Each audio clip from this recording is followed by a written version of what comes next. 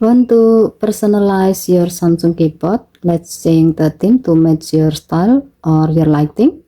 Here's how to switch between light, dark, and solid themes on your Galaxy S25 Ultra. First, open any app where you can use the keyboard, like when you are texting on WhatsApp. Tap the text field to show up the keyboard, and then tap the settings icon above the keyboard. Scroll down the screen. Find theme. As note, this option only appears when dark mode is off.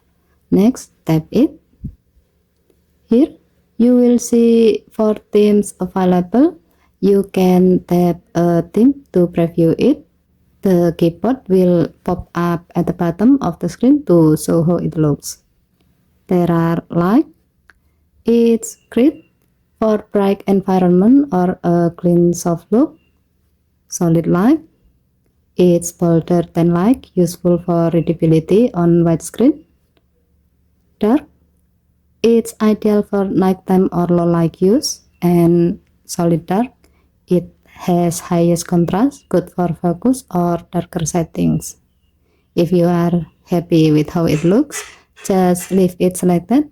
Your new theme is now active instantly.